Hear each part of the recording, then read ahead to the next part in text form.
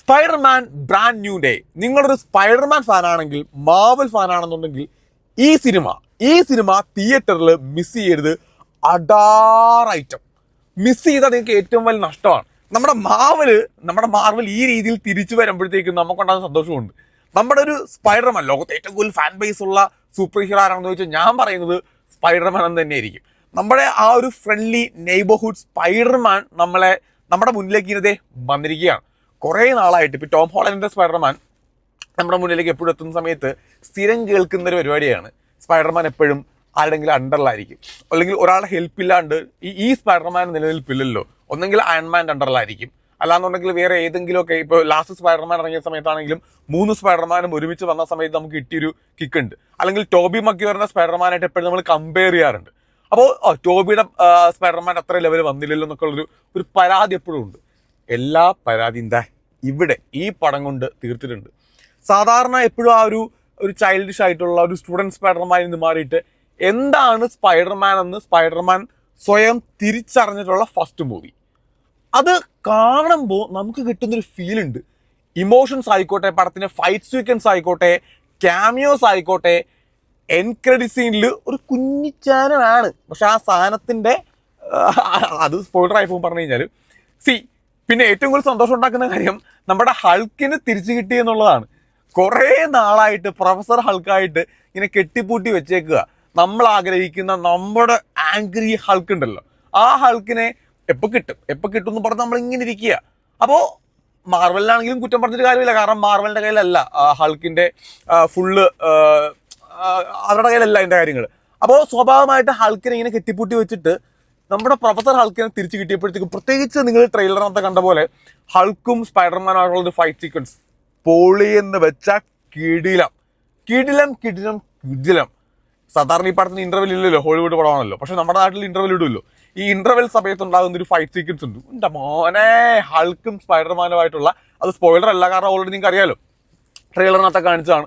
പിന്നെ സോണി കാണിച്ച ഏറ്റവും വലിയ പരിപാടി എന്ന് വെച്ച് കഴിഞ്ഞാൽ ഈ ഹൾക്കും സ്പൈഡർമാനുമായിട്ടുള്ള ഫൈറ്റ് സീക്വൻസ് ഒക്കെ അവർ കുറെ ഇങ്ങനെ മറ്റേ TV സ്പോട്ടായിട്ട് അല്ലെങ്കിൽ യൂട്യൂബിലൊക്കെ റിലീസ് ചെയ്യുന്നുണ്ടായിരുന്നു. എന്തിനാണ് അവരങ്ങനെ കാണിച്ചത്? കാരണം നമുക്കത് തിയേറ്ററിൽ കിട്ടേണ്ട ഒരു സാധനമായിരുന്നു. അത് അവർ നേരത്തെ റിലീസ് ചെയ്തതിനോട് എനിക്ക് ഒട്ടും യോജിപ്പില്ല. പിന്നെ പണിഷറും സ്പൈഡർമാനുമായിട്ടുള്ള കുറേ മൊമെന്റ്സ് ഉണ്ട്. അത് ഭയങ്കര രസമായിരുന്നു കേട്ടോ, കാരണം അതൊരു ഫ്രഷ് കോംബോ ആണ്. അപ്പോൾ അവരുടെ കോംബോ സാധാരണ ഇപ്പോൾ നെഡായിട്ടാണ് സ്പൈഡർമാൻ ഇതിനു മുമ്പുള്ള സ്പൈഡർമാൻ്റെ എല്ലാ മൂവീസ് എടുക്കുമ്പോഴത്തേക്കും MJ, നെഡ്, സ്പൈഡർമാൻ ഇവരുടെ ഒരു ഫ്രണ്ട്ഷിപ്പാണ്. പുതിയൊരാൾ വന്നിട്ടില്ല. അപ്പോൾ പണിഷറിലേക്ക് വരുമ്പോഴത്തേക്കും പണിഷറും സ്പൈഡർമാനുമായിട്ട്, പണിഷറുടെ പരിപാടി അറിയാലോ, ഒന്ന് പറഞ്ഞ് രണ്ടാമത് തോക്കെടുക്കും. അപ്പോൾ ഈ സ്പൈഡർമാനും പണിഷറുമായിട്ടുള്ള ആ ഒരു കോമ്പിനേഷൻ സീനൊക്കെ ഭയങ്കര രസമായിരുന്നു. പിന്നെ എനിക്ക് ഈ സിനിമയിൽ ഏറ്റവും ഇഷ്ടപ്പെട്ടൊരു സംഭവം, ഇമോഷൻസിനെ അവർ നല്ല രീതിയിൽ ഹാൻഡിൽ ചെയ്തു എന്നുള്ളതാണ്. അതായത് ഇപ്പോൾ ഇവരുടെ ഫ്രണ്ട്ഷിപ്പ്, MJ, സ്പൈഡർമാൻ, നെഡ്, ഈ ഫ്രണ്ട്ഷിപ്പിൻ്റെ ഒരു വാല്യൂ അപ്പോൾ നിങ്ങൾക്കറിയാമല്ലോ. ലാസ്റ്റ് ആ ഒരു ഡോക്ടർ സ്ട്രേഞ്ചിന്റെ സ്പെൽ ഉപയോഗിച്ച സമയത്ത് സ്പൈഡർമാനെ എല്ലാവരും മറന്നു പോയിട്ടുണ്ട്. MJ മറന്നു, നെഡ് മറന്നു, എല്ലാവരും മറന്നു, ആർക്കും ഓർമ്മയില്ല. അപ്പോൾ ഈ ഓർമ്മയില്ലാത്ത ഇവർക്കിടയിൽ പഴയ മെമ്മറീസ് വരുമ്പോഴത്തേക്കുള്ള കുറേ മൊമെന്റ്സ് ഉണ്ട്. അത് പ്രത്യേകിച്ച് മൂവിയുടെ ലാസ്റ്റ് സീനിൽ നെഡും സ്പൈഡർമാനുമായിട്ടുള്ളൊരു സംഭവമൊക്കെ ഉണ്ട്. അതൊക്കെ ഭയങ്കര നമുക്ക് കണക്റ്റാണ്. MJയുടെ പരിപാടി.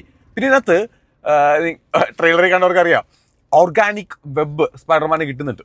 ഈ ഓർഗാനിക് വെബ് കിട്ടിക്കഴിയുമ്പോൾ 2 സീൻസ് ഉണ്ട്. അതിലൊന്ന് ടോബി മഗ്വയർ സ്പൈഡർമാൻ ആകുന്ന സമയത്തുണ്ടാകുന്ന ഒരു മൊമെന്റ് ഇവർ ഒന്ന് റീക്രിയേറ്റ് ചെയ്തിട്ടുണ്ട്. എൻ്റെ പൊന്നോ, എനിക്ക് സത്യം പറഞ്ഞ തിയേറ്ററിൽ എത്തുമ്പോഴത്തേക്ക് രോമാഞ്ചം അടിച്ചു. കാരണം നമ്മൾ ചെറുപ്പത്തിൽ കണ്ട് വളർന്ന നമ്മുടെ ആ സ്പൈഡർമാൻ്റെ ആ മൊമെന്റ് ഒന്നുകൂടെ നമ്മൾ ഫ്രഷ് ആയിട്ട് കാണുമ്പോഴത്തേക്കും നമുക്ക് കിട്ടുന്നൊരു ഫീൽ ഉണ്ട്. അമേസിങ് സ്പൈഡർമാനിലെ ഒരു സീൻ, ഞാൻ ആ സീൻ പറയുന്നില്ല, ആ സീൻ ഇവിടെ റീക്രിയേറ്റ് ഇവർ ചെയ്തിട്ടുണ്ട്. അതും ഭയങ്കര അത് കണക്റ്റഡ് ആണ് ഭയങ്കരമായിട്ട്. പിന്നെ മൂവിയുടെ വില്ലൻ, അല്ലെങ്കിൽ ആരാണ് വില്ലത്തി എന്നൊക്കെ ഉള്ളത് ഏകദേശം ധാരണ നിങ്ങൾക്ക് എല്ലാവർക്കും തന്നെ ഉണ്ട്. അപ്പോൾ ഇപ്പോൾ ജീൻ ഗ്രേയുടെ ക്യാരക്ടർ ഈ പടത്തിൽ ഉണ്ടോ ഇല്ല എന്നുള്ളത് എല്ലാവർക്കും അറിയാവുന്ന കാര്യമാണ്. ജീൻ ഗ്രേ ഉണ്ടെന്നുള്ളത് നമുക്ക് ഒഫീഷ്യലി നമുക്ക് ഉറപ്പാണ്, ജീൻ ഗ്രേ ഉണ്ട് എന്നുള്ളത്.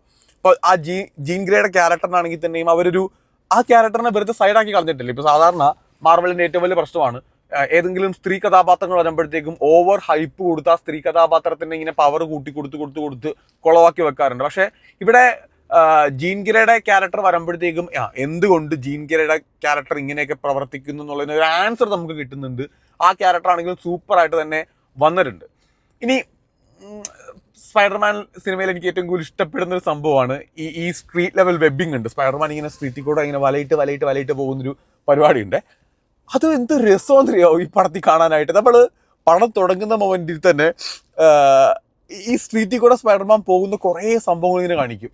അപ്പോൾ അത് കണ്ടിരിക്കാൻ തന്നെ അത് ഇവരെടുത്ത് വെച്ചേക്കുന്ന രീതി ഭയങ്കര രസമാണ് കേട്ടോ ആ സാധനം കാണാനായിട്ട്.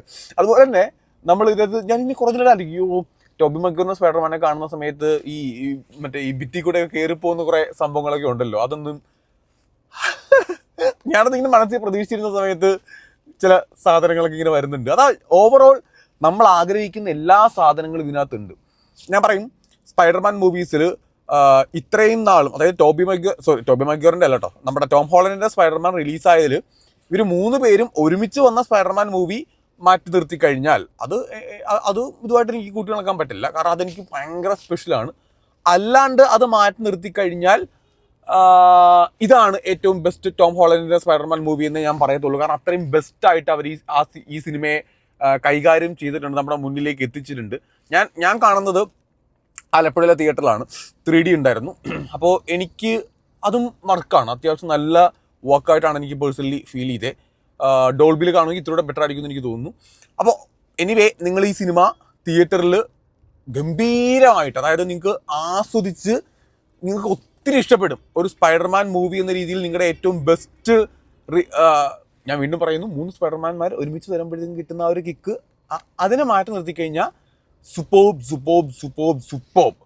ഒരു യഥാർത്ഥ സ്പൈഡർമാൻ തിരിച്ചു കിട്ടിയ ഒരു സന്തോഷം, മാവൽ തിരിച്ചു വന്നതിൻ്റെ സന്തോഷം, ഹൾക്കിനെ തിരിച്ചു കിട്ടിയതിൻ്റെ സന്തോഷം.